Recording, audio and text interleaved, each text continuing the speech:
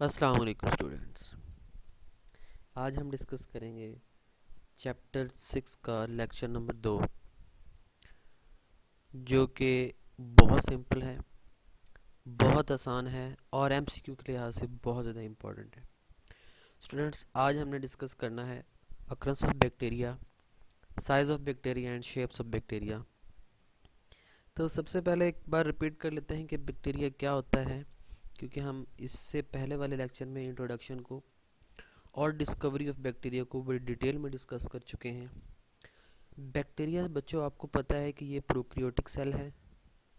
Prokaryotes का मतलब ये होता है बिफोर न्यूक्लियस।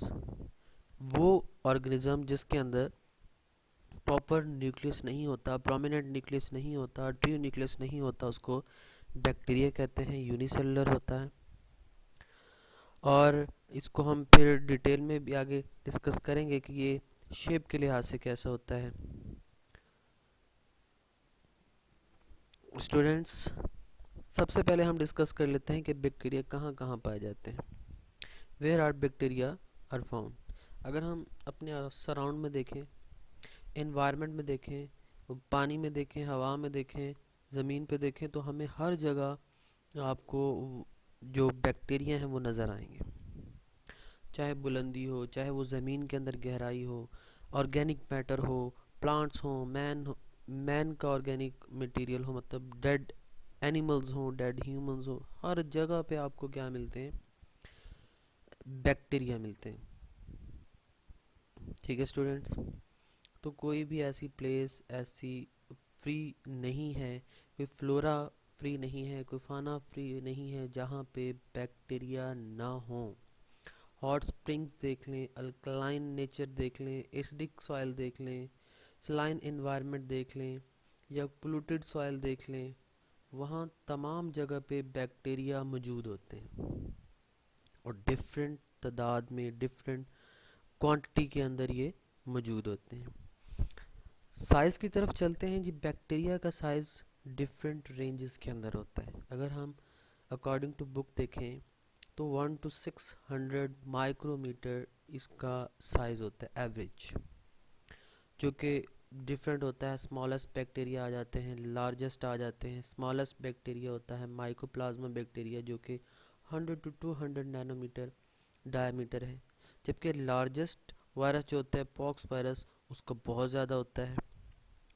इसी तरह हम इकोलाई का देखें तो 1.1 to 1.5 माइक्रोमीटर ये वाइड है, जबकि 2 to 6 माइक्रोमीटर लॉन्ग होती है। स्पायरोचीट की बात करें तो ये 500 माइक्रोमीटर लेंथ है। इसी तरह यहाँ पे कोकाई का जिक्र है। कोकाई जो है वो 0.75 to 1.25 माइक्रोमीटर इसकी डायमीटर रेंज होती है। बिसलाई की बात करें तो ये तकरीबन 2 to 10 टाइम उससे ज़्यादा कोकाई की निस्बत वाइड होती है। इस तरह कोकोबिसिलस की बात करें तो ये बहुत शॉर्ट है, बहुत कम है। तो स्टूडेंट्स, एवरेज एज आपने या इसकी एवरेज साइज़ आपने याद रखना है, 1 to 6 माइक्रोमीटर होता है। और स्मॉलेस्ट बैक्टीरिया कौन सा है, लार्जेस्ट बैक्टीरिया कौन सा होता है, ये भी आपने याद रखना है। एक और बात याद रखनी है कि जो स्मॉलेस्ट बैक्टीरिया होता है उसका जो साइज़ है 100 to 200 नैनोमीटर है, जबकि हम वायरस की बात करें, जो पॉक्स वायरस है, उसका 100 to 200 नैनोमीटर होता है। ठीक है स्टूडेंट्स, आगे चलते हैं जी बैक्टीरिया की शेप की तरफ। बैक्टीरिया आपको डिफरेंट शेप्स में मिलते हैं। कोकाई फॉर्म में मिलते हैं, जिसको आप कोकस बोलते हैं, spiral shape, oval shape. Bacilli form में मिलते हैं, वाइब्रस फॉर्म में मिलते हैं, स्पाइरला फॉर्म में, स्पायरोचीट्स, एक्टिनोमाइसीट्स एंड माइकोप्लाज्मा की फॉर्म में। वन बाय वन करके देखते हैं कि ये कौन कौन सी शेप्स होती हैं। कोकाई स्मॉल है, स्फेरिकल ओवल शेप आपको नज़र आ रही है। इसको माइक्रो कोकस भी कहते हैं। एक ग्रीक वर्ड कोकस से ये ड्राइव किया गया, जिसका मतलब है बैरे। इस तरह बिसेलाई ये रॉड शेप होते हैं। TMV bacteria rod shape bacteria होते हैं। और बहुत से ऐसे हम वायरसेस, सॉरी, डिजीज़ को डिस्कस करेंगे जहाँ पे रॉड शेप बैक्टीरिया आपको मिलते हैं। तो बेसिलाई एक्चुअली क्या है, रॉड शेप बैक्टीरिया होते हैं। इसी तरह वाइब्रस की बात करें तो ये कॉमानुमा, कॉमे की शेप के अंदर एक कर्व की फॉर्म में मौजूद होते हैं। इस तरह स्पाइरल की बात करें, जो स्प्रिंग होता है आपके पास रिजिड फॉर्म में, स्प्रिंग जो होता है हेलिकल शेप में, उसे आप क्या नाम देते हैं, स्पाइरेला। इस तरह स्पायरोचीट भी एक क्या होते हैं, सिलेंडर की फॉर्म में है, और फ्लक्शियस स्पाइरल फॉर्म्स आ जाती हैं। ये भी स्पाइरल, जैसे किसी स्प्रिंग को आप खींचते हैं तो वो स्पायरोचीट की फॉर्म में आ जाता है। एक्टिनोमाइसीट्स, एक्टिनोमाइसीट्स एक आपको मिलता है फिलामेंट्स की फॉर्म में, और वो फिलामेंट्स जिसकी ब्रांचेस होते हैं। अब ये देखें फिलामेंट है बट इसकी ब्रांचेस आ रही हैं, फिलामेंटियस ब्रांचेस आ जाती हैं। एक एक्टिनोमाइसीट्स की एक स्पेसिफिक आपको रिकग्नाइजेशन है, मतलब उसकी पहचान है, आप इसको इजीली आइडेंटिफाई कर सकते हैं। नेक्स्ट है माइकोप्लाज्मा। माइकोप्लाज्मा स्मॉलेस्ट बैक्टीरिया होता है जिसके पास अपनी सेल वॉल नहीं है, ठीक है, और ये इसीलिए अपनी अपनी जो मॉर्फोलॉजी है, अपनी शक्ल को स्टेबल नहीं कर सकता। तो ये जिस डिफरेंट फॉर्म में, इरेगुलर फॉर्म में आपको मिलता है, ये आप देख सकते हैं। इसकी यहाँ पे दो फॉर्म यहाँ पे गिवन है। स्टूडेंट्स, इनकी अरेंजमेंट कैसे होती है, कैसे ये अरेंज होते हैं?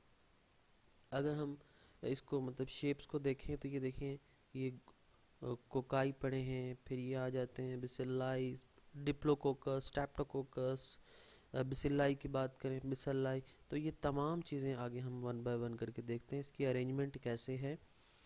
अकॉर्डिंग टू योर बुक,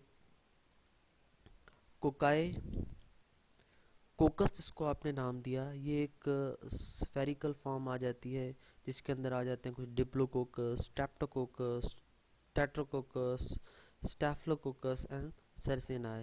ये तमाम अरेंजमेंट्स किस बेस पे हैं? ये सिर्फ और सेल की बेस पे हैं। अगर दो कोकाई होंगे तो डिप्लोकोकस कहेंगे। इसी तरह अगर वो एक दो प्लेन बना देंगे, एक चेन बना देंगे, उसको स्ट्रेप्टोकोकस कह देंगे। अगर वो दो मतलब डिप्लोकोकस दो प्लेन के अंदर आ जाते हैं, उसको आप टेट्राकोकाई का नाम देते हैं। अगर वो क्लस्टर की फॉर्म में आ जाएं तो आप उसको स्टेफिलोकोकाई का नाम दे देते हैं। इसी तरह स्टूडेंट्स, ये उसकी रेंज अरेंजमेंट पे होता है। जैसे आपने डिस्कस किया है स्ट्रेप्टोकोकस या डिप्लोकोकस, ये क्योंकि अब सिर्फ एक ओवल शेप में है, सर्कुलर शेप में है, जब ये आपस में अरेंज हो जाते हैं, क्लस्टर की फॉर्म में आ जाते हैं, तो उसकी एक और शेप बन जाती है बैक्टीरिया की। यहाँ पे सरसनाई के अंदर देखें, यहाँ पे कुछ प्लान आपको नज़र आ रहे हैं कि 3 प्लान्स हैं। फर्स्ट प्लान में 3 हैं, फिर सेकंड में 3 हैं, फिर 2 हैं।